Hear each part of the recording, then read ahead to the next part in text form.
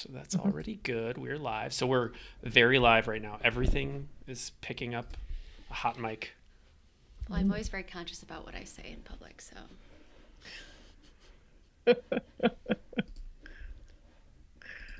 I'm fighting the urge to, quote from the Jinx at the end when he walks into the bathroom. That is an amazing moment, just in content history.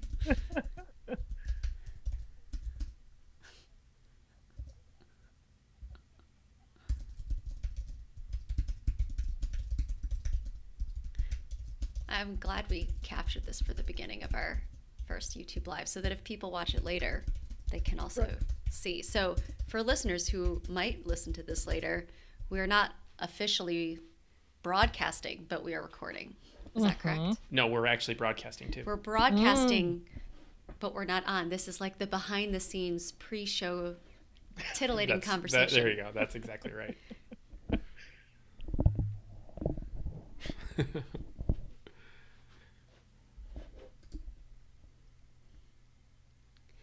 It's what we should awkward, do is on those morning shows when they pan to them and they're laughing, but then they joke that they're just talking shit to each other. They're not actually saying funny stuff, but they look like they're laughing about something. That's asparagus and snow peas. Yeah. Oh my gosh, carrots! We're such good friends. I did that on stage once when I was in a high school play, but I guess we're talking loud enough that I had a friend in the first row that was like, I could hear you guys talking about something really weird. I'm like, oh, we probably shouldn't have. We should probably talk about something fake, but in character. Right. Oh, there we go. Are you able to step You want me to that do way this? just a little bit? Yeah. I'm our faces. I'm are doing be like so a sumo squat. It's like when you take wedding photos and your faces are unnaturally close together. They're like, get closer, and you're like, this can't be natural. But Dimity and I have to do that. The photographer would always be like, get closer, and we're like, okay, we're almost touching our faces. Yeah, there's so many wires too. All right, Tim, but you will have to get closer. I see you all perfectly in screen. There's border around you. So that's because you are viewing us as a Skype screen and you're not looking at us if you look at us on YouTube, you'll see the split screen. So we'll be occupying half the real estate. Oh, I didn't realize that. Yeah, so this isn't too bad. Hopefully. Or we could prom pose and then Tim just talking like this. Or oh my God. There we go. Shows off the ring, shows off your logo better. Yeah. So awkward. Just logo to logo, Tim. I just want to make sure that. Oh my gosh. It is 2:30. All right. So I guess we can kick it off. So this is going to be fun, Sarah, because we can actually see comments coming in via the software that's piping everything to YouTube. Unfortunately, those aren't easily shared with you, but we can then highlight ones that we want to share to the broadcast. So they'll show up as comments on the YouTube feed, and we can talk about those as and if they come in. So right. It's kind of a nice little benefit of the live show. But speaking of live shows, welcome to the first live show. Hello. Thank you for having me as your debut guest. Yeah. So, part of the, motivation for this is that we are all very trapped, for lack of a better word. And I feel like there is this incredible hunger for content and also just impulse to create content. So I think there's a lot of people who previously were not creating much who are now just a lot of the self-consciousness is down. A lot of the anxiety is down. Everybody's just you know what? Screw it. I'm just going to start putting stuff out. That's a little bit of what led to this, but wanted to, just kind of have some conversations, check in with you because we haven't spoken yet since all of this has gone down. So how is life treating you in self-isolation? It is good, although Jess and I have seen each other. We ran into each other with appropriate distance between each other down along Portland's waterfront. Yes, we have a river that divides us. We did the air elbow bump, the same thing that you did the other week, Tim, with Peter Bromka. So we looked at each other, we motioned our elbows towards each other, but our elbows did not touch. It's like it's like 2 or 3 steps removed now. It's going to be like a wink to show you that I was going to do the elbow, which is actually not touching. I do wonder, so I put this on Twitter today. Sarah, I would love your thoughts on this, your anthropological perspective. But I do wonder, like, will we ever go back to shaking hands ever again? I would be pleased if we just went back to shaking hands. I have never been a big hugger. So I'm just fine with letting the hug go by the wayside. And I've been wondering whether we would kind of take a couple steps back from hugging. Interesting. So we force you to hug us every time that you see us. Now we know the truth. And it's even more awkward because of our height differential. So I'm like, and she's like, yeah, tell me about it, guys. Oh, that's awesome. I've adopted this move now where it's like the Bruce Lee bow or like the Thai bow, which I think are very lovely traditions, and I think they're much nicer than just like grabbing onto somebody's hand or like fake tackling them. My running partner Molly decided about 2 weeks ago that she was going to start curtsying at people, and so I said that I wanted to do the gender neutral bow. So. Yeah. So are you like hands at your side, bow like this, or? No, I thought it more folding one arm in front of my waist and the other behind my waist. Like a butler. Yes. Oh, yes, very much a butler. Very much a butler. Yeah. We just got a thumbs up for that one, so that people good. Approve. Right. So I'm like so attracted to all these features. I want to see if I can even see who thumbs up. No, I can't see it, but it doesn't matter. We appreciate the thumbs up. Yeah. All right. Well, then next time I see you, I'm going to bow at you. We'll see how awkward it feels. So another thing we're kind of thinking is, in addition to everybody wanting to create more content and wanting to consume more content, on the consumption side, lots of attention on shows. Would love to hear us open the show with what you're watching these days. All right. Well, like most of America, I just finished Tiger King on Netflix, the 7-part docuseries. And I know you're shaking your head in consternation there, Tim. I have a little bit of a preview here because Sarah and I were playing with the audio and setting things up, and she started talking about this, and I'm going to let you finish, and then I will comment. We're only 1 episode in. And Tim, we don't know if we're going to continue. There will be no spoilers. Oh, my goodness. I have never spoken back so much to the television as I did in the first 2 episodes in particular. The third one, yes. Then I kind of petered out a little bit, but as my husband said, because I had been the one who suggested it, one of our contributors, Adrienne Martini, recommended it to me. And so I told my husband, Jack, that we should watch it.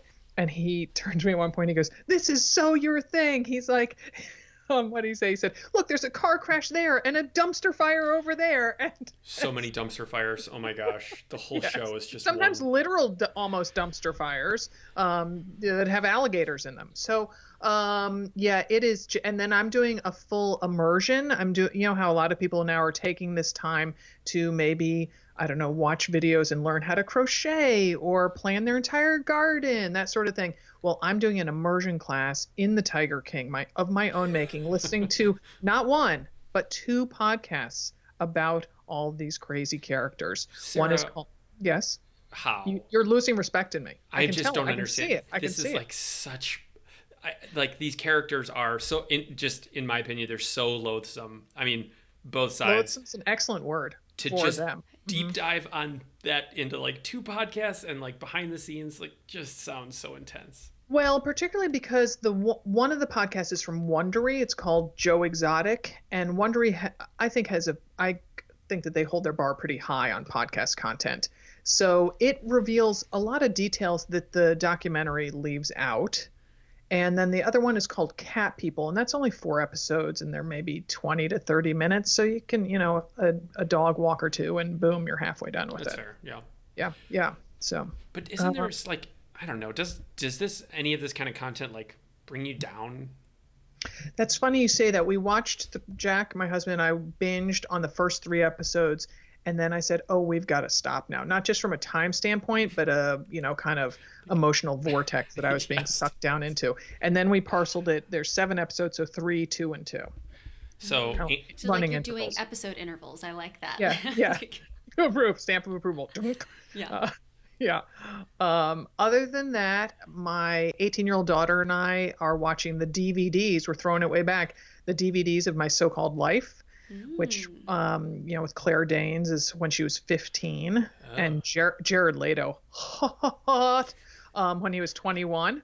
And the two of them paired up, which just seems so wrong now. And it's just wonderful. It's so, I don't know. Anyway. What am I missing that's so wrong about that? Are they just the actors that she's 15 and he's 21. So they're supposed to both be sophomores in high school. He got held back. So at least they're acknowledging that his character is supposed to be 17, she's 15. Okay. But yeah, it's just a little creepy as an adult to be thinking, "Oh, Claire Danes is 15 and he's 21. No, don't do that. Don't do that," But they're acting. They Look at you. Nice job, Jess. You show tunes gal, but they're acting. Yeah. Well, because you love the theater. You love the performing arts. You have a family in the performing arts. So, like, what if your son was in a performance and had to, I don't know. Well, he did have to kiss a boy in a, he played John, my son, who's 14 now, as a 7th grader. He was one of 3 Juliets.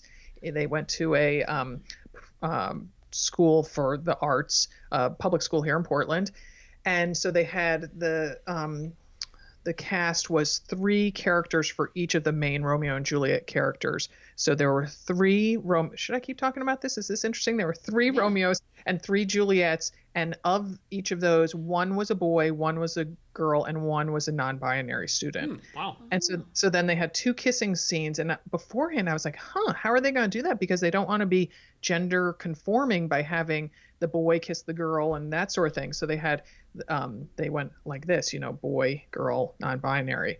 And so, but he did a show kiss with his hand over. Yeah. Well, they were in junior high, right? I remember my first, I'm going to kiss somebody on stage. I was in junior high. It was very nerve-wracking, so I can understand. Yeah. Okay, good.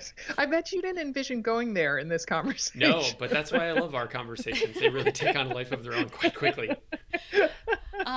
So let's talk about one of the things that you're experiencing that we are not, which is your kids are at home. Yes. And I'm assuming normally you work from home by yourself, but now the whole family's home. So how are you dealing with that? It's funny because, seeing on Twitter and on the Another Mother Runner Facebook page, so many people are commenting about how strange it is to work from home and how strange the situation is. I'm like, yeah, it's pretty much just like summer vacation here for us, that I realize what a solitary life I lead pretty much from, okay, so I'm not driving my son to school or something, but yes, so I typically work from home. My husband is a real estate agent, so he oftentimes is at home. So it's not unusual to have both of us home. But then I have my 3 kids, my 18-year-old daughter and my 14-year-old boy-girl twins. And this is technically still spring break here in Portland. So there is no virtual learning going on of any sort. So they sleep late. There's a lot of Roblox being played at a computer that's pretty close to my work computer. So that's a little distracting, but it's kind of fun. Like the kids, do you all know what Roblox is? I have no idea. Okay, so Roblox is where the user builds kind of imaginary scenarios or scenarios of their own making. So it could be an amazing house, or they were building a yacht the other day and then you can kind of fly over it and see it in all these different views. So it's, I think there's some value, some educational value to it. And so, but then the part of the fun is having your friend be sort of existing in the same world. So oftentimes you can hear their friends, and one of them just really likes to sing. And so this girl starts singing a song that I only listen to on one of my running playlists. It's by T.I. It's Live Your Life. So live your life. Yeah, hey. Exactly. Okay. In the beginning, but the whole, I gotta call it up because it just was so funny, and we just started laughing so hard. This girl just for no reason, and it's from 2008. She's 15, so this song came out when it was when she was 3. Yes, exactly. Okay, so. Oh. Don't play more than 7 seconds. I think it will get taken off of YouTube. Yeah. So, but so she started doing that almost like rap yodeling. This is like, okay. So it can be very fun. I can tell that our dog is tired of having everybody around.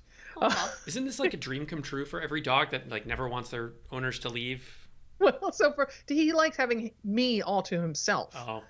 Yeah. Are there like, and I was just going to ask if there's friends coming over, but obviously not, because that would be a normal originally part. there were originally, and my son hadn't probably ridden a bike in 8 years, maybe longer, and so we literally dusted off my husband's bike, and he now just rides it all around town and goes down and the beautiful cherry blossoms that are blooming along the Willamette River in downtown Portland. He and his friend, this was about a week ago, went down and enjoyed those, and just so he's getting out there. Isn't there this like nice return to analog and return to like a little bit more of a simpler time? Like Jess and I were talking on the podcast, which will air this Friday, about, we'll try to take walks now, maintaining appropriate distance from everybody, but we're still seeing the same people a lot. And we have this like weird phenomenon where we will now bump into and see and visit with our neighbors because one, we're not traveling all the time. They're not traveling all the time. And we're just like, you're just kind of like seeing them on the run, or I'm sorry, on the walk. So I kind of felt like that was more typical in an earlier era. Simpler times. Yeah. Yes. And for us, the big difference is that there's all 5 of us at home for dinner because they're not out with their friends. My older daughter isn't babysitting. So my older daughter, as I mentioned, is 18. So she's in her senior year of high school. And about a month ago, when all 5 of us were at dinner, I mentally stepped back and thought, I really have to savor meals like this where all 5 of us are together. There'll be so few of these left in our lives. Joke's on me. So now it's every night. And so I try to appreciate that and, kind of luxuriate in that a bit. So it is fine, though. There's not as much to talk about because people haven't been doing things. So there's no like, how was dance rehearsal today or golf practice, I didn't think about that. So you need conversation topics for dinner. That's like maybe an opportunity. You need to put a call out to the AMR Facebook group. What are you talking about? What do you talk to your kids about? So we have tasked my husband with bringing a daily meme, bringing a meme that'll make all of us laugh. So because he's much more, it gives him something. He's very much on social media, which I am not. So it gives him purpose. Let's say that. Okay. Yeah. All right. I added a question earlier when you were talking, and I didn't realize if we're still playing with the functionality. So Caitlin wants to know, have you tried to organize any family runs? No, but my 14-year-old daughter, who had joined the golf team at her high school, despite having never touched a club in her life ever, she joined the golf team and she was loving it. And she was really kind of devoted to PE. They have a very, very rigorous PE class at Grant High School here in Portland. And so she has been going on walks by herself. We did take one walk together, but then she also runs back and forth on a path in our side yard, which is maybe all of, 60 feet long, maybe. And then, so the other morning I was doing strength exercises on our back porch after getting back from a run, and I had my back toward her because she told me not to look at her while she was running. So she was running back and forth while, I was doing side plank or something like that, clamshells. Yeah. So no, and our older daughter, she walks a lot, but she doesn't know. So, and my husband's not a runner, and our dog's not a runner. I can come up with more excuses as to why I'm not running with my family. The main one is that I like to get the heck out of the house and be by myself, or be with my best running friend. We know like a couple of other people where they're like running more now than normal. And that's because they have their kids at home, their partner at home. The run is now become more sacred than ever. Oh, most definitely. And yeah, I hear people who just have kind of scrapped their training. I'm like, oh, no. I am that much more devoted to my training. Right. Oh, interesting. So, yeah. Yeah. So everybody's finding new ways to get active. It's interesting you talked about how your daughter didn't want people to look at her while they were running, because so we've been talking about, like, there's a lot of people who are starting to be active in new ways, like running, because their gyms are closed or their studios are closed. And a lot of people in our communities have been getting reached out to by those new runners saying, like, how do you prevent boredom? Like, how do you do a lot of these things that, like, now we're all used to, but it's interesting to. And a lot of them have expressed some level of self-consciousness with kind of like exercising in public. And I don't know if they're just like, I would go to the gym and do the elliptical and I would put my headphones in and just like be in my world. Yes, people could see me, but I wasn't like as on display. I'm kind of sure. Or your bum is pointing toward a wall, or that's 5 feet behind you, something like that. Yeah, no, my 14-year-old daughter, she had been running before all this, and she would wait until it got dark, which kind of hurt my heart because she's a beautiful child. And but she would sometimes want to be running. She would ask me what time dinner was, and it wasn't quite dark because our days are getting longer. And so sometimes, even then, this was in early March, she would run back and forth in the yard to kind of warm up before she went out and ran in the neighborhood once it got dark enough, or she deemed dark enough. Really? And it's just like some level of self-consciousness or anxiety? Yeah, I think it's particularly because she goes to our neighborhood school, so I think she didn't want her classmates seeing her. Do you feel like you would have been like that? Probably. I could see that for sure.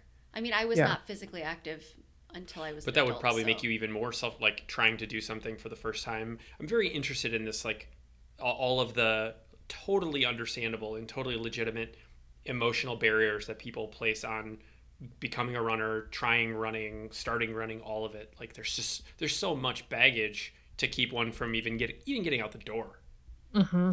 There sure is. Yeah. I mean, I've been running, I can't even count how many decades, and I still sometimes really enjoy running under the cover of darkness. That I don't know. I just don't want people to see me.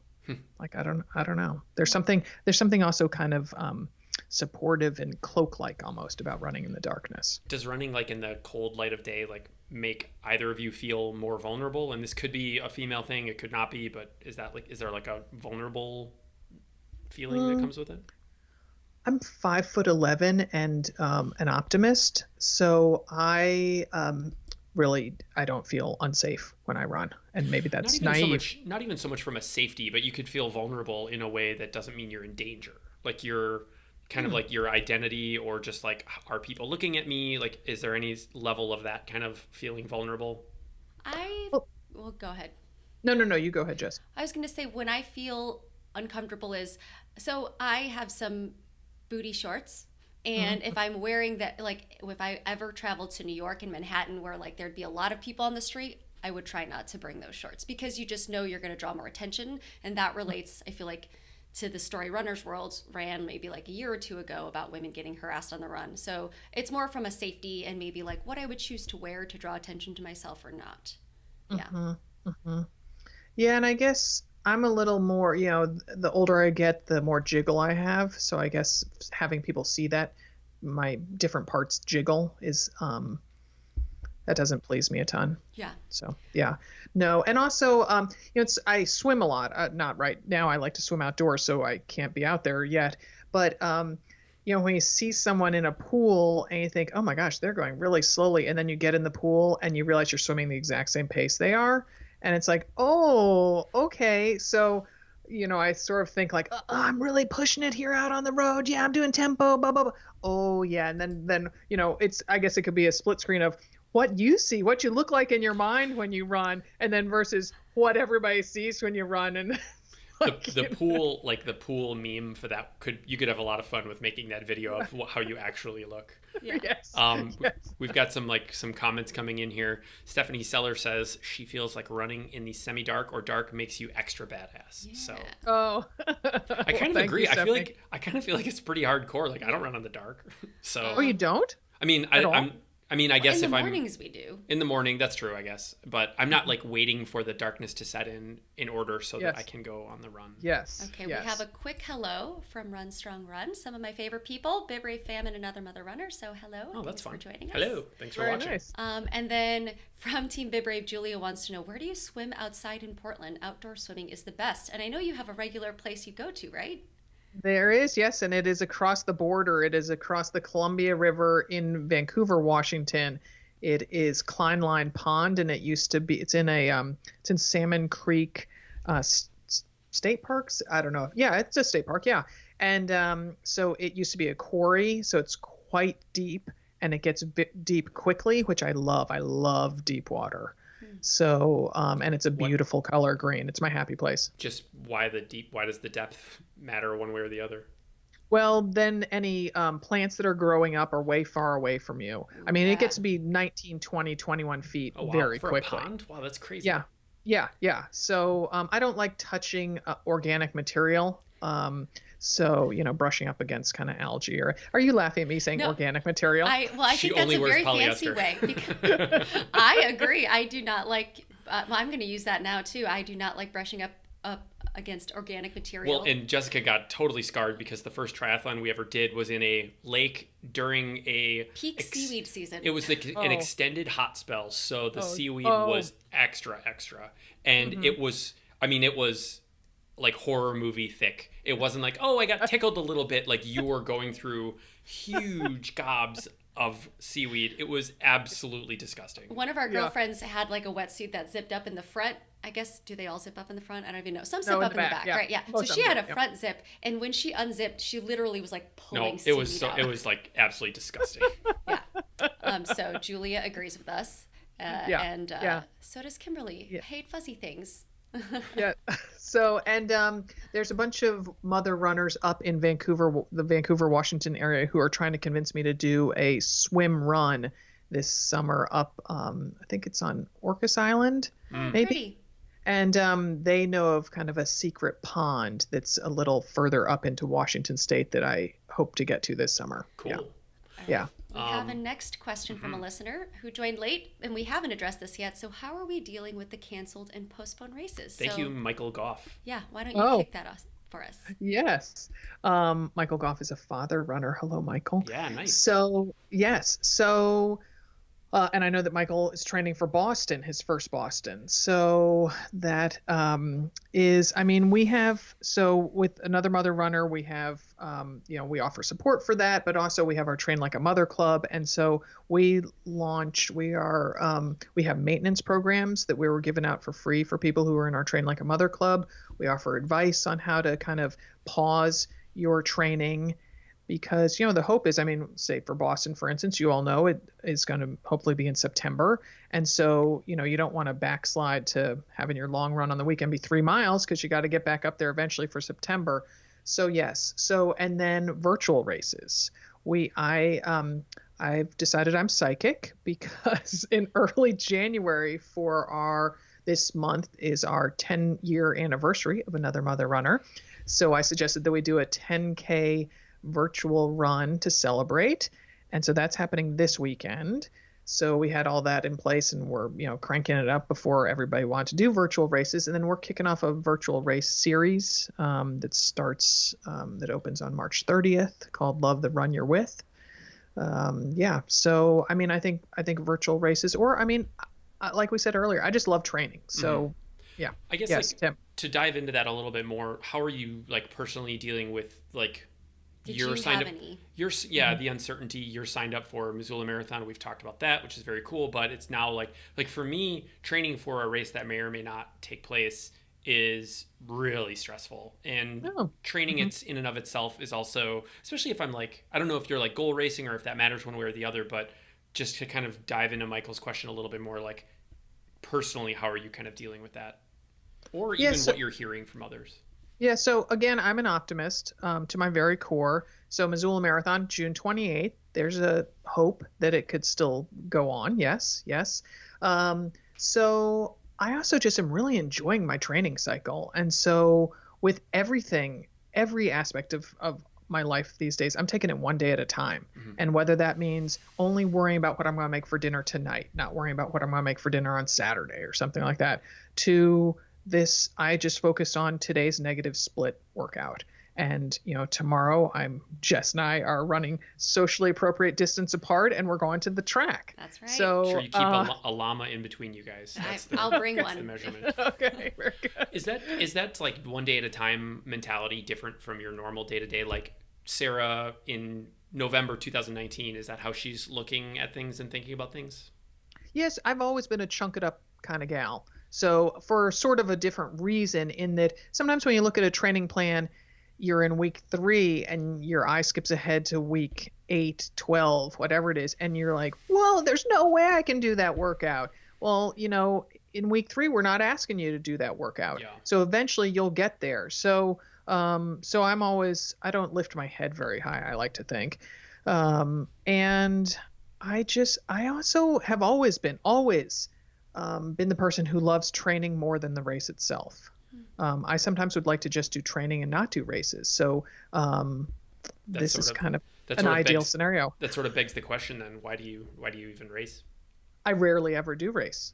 Because occasionally I like to throw down the gauntlet and see where I am. That's cool. I had also forgotten how incredibly enjoyable a race can be, which sounds idiotic. But we had one of our mother runner retreats on Hilton Head Island the end of February, and on March 1st, as part of that, we did a women's race on the beach of Hilton Head Island, which is incredibly wide and flat and packed at low tide. And I just crushed that thing. Yeah. And I was riding on a high the entire day. Awesome. And it was very unexpected. So love that. Well, I had a bunch of spring races on my calendar. I know you did. All of which were canceled. But so I was going to run Boston for fun, and I put that in quotes because I know it's still a hard course, you still have to do the distance, but I wasn't going to try to set a specific goal. And then I was also signed up to do Big Sur the week after with some girlfriends, some of which who had recently had babies, so we were going to all run it together and just take our time and enjoy the scenery. And because I was building up my mileage, I was planning to race a half marathon for a PR in early April in Corvallis. And I've been training hard, I've been having good workouts, but it was surprisingly easy for me to be like, I'm just going to stop training. I don't I get anxiety for speed workouts, which we recently talked about in the podcast. So there was something that was kind of nice to just be like, I don't have to do speed workouts anymore. And I don't have to have the stress of what if I don't hit my goal on race day, and kind of maybe it was almost like procrastinator of me to be happy that I don't have to deal with that. And I'm going to do it one day, but it's not going to be right now. I do think if I had gotten to like a 20-mile workout of my marathon and had the race not happened, I would have been feeling a little different about it. Yeah, I guess so. It's easy for me to say that, so I'm following a 20-week heart rate training program. And so I'm only in I think this is week 7, maybe it's week 8. And so, and I'm running by time. So my longest run has been an hour 40. So that's, not all that much longer than I might do on a regular weekend anyway. Yeah. So, so if I know, Michael Goff, who asked that question, has done, at least one 20-miler, if not more. So that's kind of different to have those type of miles in the bank. Yes. Yeah. But I do try to tell myself, and something I've learned over the years is that, like, let's say I had an awesome training for a PR and my race totally was not a failure, but I was off of my goal. Didn't go the way you planned. There we go. I don't think of my training as a failure because I know when I try to do that again, my body will remember that fitness, and that fitness builds upon itself. So that's what I try to tell myself in those moments. And similarly for anybody who had been 70 or 80% or 90% of the way through a training cycle, I think that's the thing to know is, like, even if you're going to dial back into maintenance mode, when you do it again, you will have that increased fitness and there will be a benefit there. Oh, most certainly. Yeah. Yeah. And also, I mean, you gain so many benefits from doing it, that maybe look a little more trim in your jeans, or, go. I don't know, you had some bragging rights along the way. So yeah. So. Well, any other like self-isolating news to report? Are you guys, you talked about taking a deep dive on Tiger King, which sounds just terrible. One thing that we've bumped into and we're seeing reported from a lot of other places is an increased amount of baking and pastries. And like, is the except for junk food level change in your household? Well, my fear is I'm going to run out of flour. So I definitely stocked up on sugar when all of this started, but yeah, I'm worried. So I bake a lot anyway, so no more so than usual. Tomorrow, well, maybe I shouldn't share. I don't know if she'll hear this, but tomorrow is my best running friend's birthday, so I'm making my signature cupcakes, and I'm gonna drop one off at her house along with a card. And when my son heard that, he said, "I'm gonna lick it so she can't eat it." Wow, it's a possessive child. He really is looking forward to the cupcakes. So. Okay, are these cupcakes getting made tonight or tomorrow after I'm gonna see you? Oh yeah, sorry, tomorrow after, because they gotta be fresh. It's an acceptable. We don't need any more pastries. That's probably the best answer, but yeah. I will say one bonus to all of this is that because the Multnomah County Library here closed and you get to keep your books, I had just a cache of books that well, I should back up. The Multnomah County Library has a very avid user base. So when a popular book comes out, there's a really long waiting list. Yes, for sure. And I had just snagged several of them, including the day before they unexpectedly closed. Let's hear the titles. We got to hear the titles. Yeah. So, Uncanny Valley by Anna Wiener, the memoir about Silicon Valley. I have heard of that. Yeah. Yeah. I got American Dirt by Janine. Forgetting Janine's last name. It's the one that's very controversial because it's about immigrants, Mexican immigrants, and she herself is not Mexican or an immigrant, I believe. I have A Very Stable Genius about Trump. And so the American Dirt was a lucky day book, which means I could only have had it for 3 weeks. And the other two have enormous waiting lists. So, but I have, I don't listen to nearly as much news as I typically do. So I am listening to audiobooks because thankfully the Multnomah County Library has a lot of those. So I have been enjoying the heck out of Calypso by David Sedaris. And that's a great audio listen to. Oh yeah, and he reads it, and I was an early adopter of David Sedaris, and I loved his early work, just genius. And I had not enjoyed I'd kind of given up a little bit, sort of the same way I used to adore Stephen King and gave up on Stephen King for the most part. And so, but I'm like, okay, yeah, I'll give Calypso a try. It is just classic David Sedaris. It is so enjoyable, literally laugh out loud, makes me so happy. And yet it also has, he really has keen powers of observation about family dynamics and about life, and I love it. I love it. Nice. So you're consuming all these on the Libby app, I assume?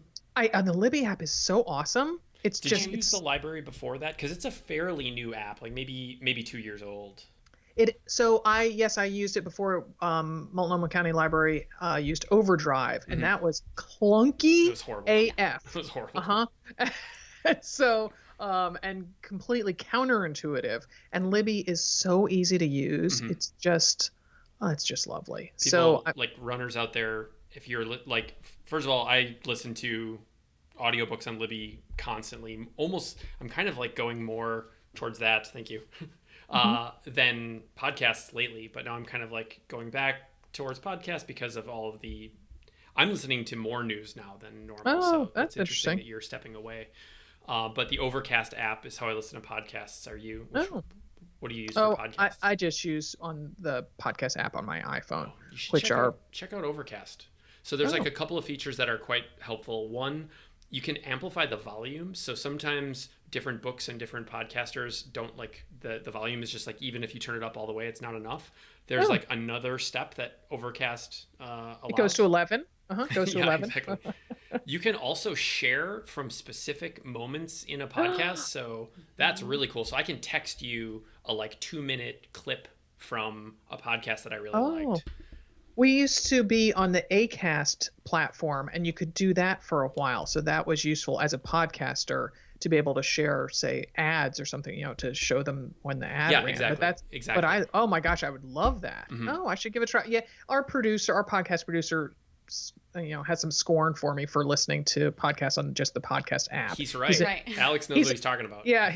Yeah. So he's an Android user. So, he has general iPhone scorn as it is. Yes. I think Overcast is really superior. Highly recommend. I think it's paid, but I don't think it's expensive. Maybe a couple bucks. Maybe it's free too. But I just feel like you have a lot more control. And when you're just downloading, I feel like it downloads podcasts a lot faster.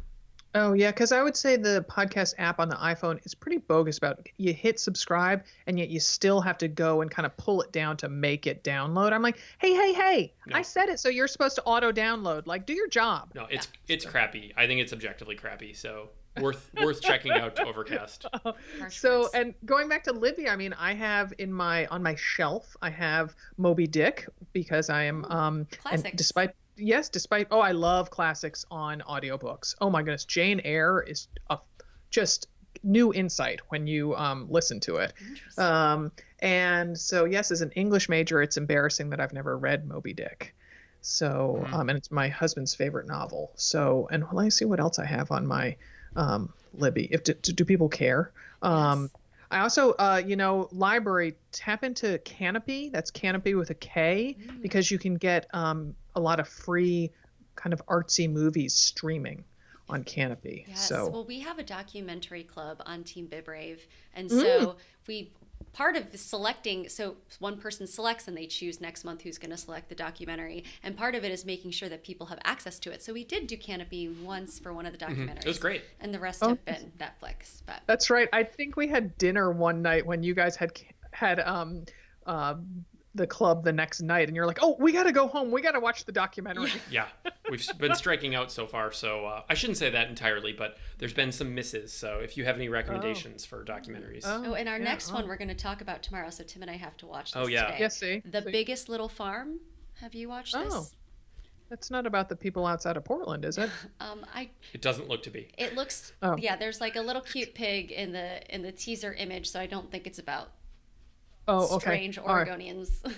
Okay. So I have on my Libby shelf, I have People Who Eat Darkness by Richard Lloyd Perry, and that's about it's a true crime set in Japan.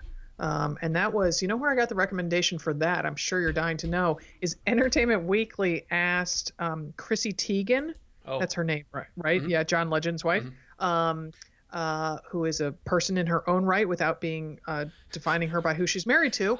Outstanding backpedal. Also Send a that person. clip to your friend. Send that clip to your friend. Also a person. So they asked her what she was reading or what was on her shelf, and so that was her suggestion. So she's a runner too, right? I don't know that. She's a mother. She's got 2 kids. I don't know. I'd have to find that out because she should obviously be on the Another Mother Runner podcast. I mean, come on. Obviously. Yeah, of now course. that we've acknowledged her full human status, she's more than welcome. Right. And then keeping with the David Sedaris thing, I have Let's Explore Diabetes with Owls in the hopes that that's a good one. I'm not sure. That's the documentary, like a film? No, that's the Libby. That's a audiobook. Got it. And yeah, and then I have other ones in my queue, but those are the ones that I took out so far. Okay, well, I'm going to share now too. Some of these are going to be a little embarrassing. I'm on a little bit of I say trashy adventure fiction kick.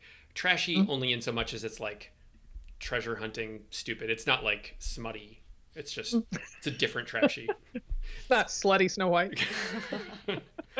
So one I'm reading right now, which is outstanding, and I've read this author before, and I love you using the verb read, by the way. So there's 2 things here. I do read all my books via Kindle, but I check them out of the library. Oh, okay. So I am actually, which Libby is great for if you have a Kindle. And there's a little hack that if you download it to your Kindle and then put it in airplane mode, it just stays there. Tim, not only did you tell me that the last time we had lunch, but I have since said, Tim from BibRave told me to do there this. We go. Tim from BibRave taught me how to take advantage of our county library. Great. There's this book that I'm reading right now, which is awesome, called it's called River of Doubt by Candace Millard. I've read her before. She's a very gifted historian who tells almost like narrative nonfiction. And it is about Teddy Roosevelt after his failed third presidential bid was like adventure seeking and went down to South America into Brazil, and it was like still super, super rugged and wild down there. And his like whole adventure, and he got in way over his head. So I've read her stuff before, and I don't actually there's a lot fewer female historians, and she's one of my favorites. So that's highly recommend. I read one from her about Winston Churchill and the Boer War. Oh, Most people don't know what that is. I didn't either. And she tells she tells a great story. Oh, please, if you watch enough period drama, you will hear all about the Boer War. I believe the Boer War was going on during when the Forsyte saga is set. And so I mean, seriously. I actively dislike period pieces. So we can talk about that tomorrow morning. Yes. I know. We've never seen. I might not run with you tomorrow then. Our household has not witnessed one single second of Downton Abbey. Yeah, we don't watch things like that. I don't have as strong of feelings, but clearly one of us has sufficiently strong. It's not that I won't watch it, but I don't choose to watch things like period pieces. Oh my gosh! Well, I'm open to being. That's another nice backpedal. How about this? So I watched the Downton Abbey movie with my then 17-year-old daughter and her 17-year-old boyfriend, and because he had watched it with his family, watched the series with his family, and so so we all sat on my bed because that's where we watch TV. Yeah. In bed with your child and their so needless to say, I didn't ever sit on my parents' bed with my boyfriend and my mother and watch TV. So old-fashioned. No, I grew up in Connecticut. That explains a lot. Yeah. So, but now that I live here in Oregon, wow. Yeah, no, my middle name is basically period dramas. Yeah. Huh. Yeah. Well, we're an eclectic bunch, and I like that about us. We are. Yeah. We're friends because we're different, not because we're the same. I will have to say I have two other classics on my hold list. The Portrait of a Lady by Henry James. I've never read Henry James. And The Bell Jar by Sylvia Plath, going a little more contemporary. Oh. So no, I've never read The Bell Jar. I have one sort of classic on mine. I'm only sharing the like respectable ones. I don't have any of the adventure fiction ones to share. Hitchhiker's Guide to the Galaxy. I've never read that. Oh, yeah. Well, there's another contemporary classic. Yeah. Mesh those genres. Did you like this? Did you like that book? I never read it. No, I am not a counterculture. Newsflash, I'm not much for the counterculture. Which, living in San Francisco, living in Portland, you could be easily confused as that. Yeah. Oh, I think when people meet me, they know that. That's true. They would figure that out pretty quickly. Yeah. Although I find the 70s a really dreadful decade. If I had to live in the 60s or the 70s, I would vastly prefer the 60s. Oh man, I have so many follow-up questions, but that's going to take us. This is separate. Yeah. This is a separate conversation because we've often asked our friends, like, if you were to be alive in a separate era or decade, what would it be? And maybe we should just save that for the next Quaranchat. Give that a think. You guys can discuss on your run tomorrow, and we can share our feelings on the next recording. Yeah. So these were all questions, obviously, that you came up with ahead of time, because obviously we followed a real set script. That's right. Glad you sent me questions ahead of time. Well, that's when you were like, what are we going to talk about? And I was like, what do we ever talk about? We don't know. Right. But there wasn't barbecue involved in this. That's right. It's a little sad. Yeah. That's true. Yeah. I can't embarrass myself by eating a lunch for two in one sitting. Yes. That tray was like, I don't know, you could have skied down a mountain on that tray. Yeah. It was huge. Yeah, snowboarded. For the listeners, watchers, Sarah was actually and obviously horrified by the amount of food that I consumed in one sitting. So that's why she insisted there be no food for this one, just YouTube. But thanks for joining this little experiment. We're gonna try to do a bunch of these just because we're talking with people. Everybody's always like checking in, and I think everybody is coping in different ways with different tricks and taking different approaches. So I thought it'd be fun to have you on to just like kind of talk about what your life looks like these days, and hopefully this helped out a couple of people. All right. See everybody at the Multnomah County Library once it reopens. Yes. Sounds good. Thanks for being on. Stay safe. We'll be in touch. Yes. See you tomorrow morning, Jess. Bye.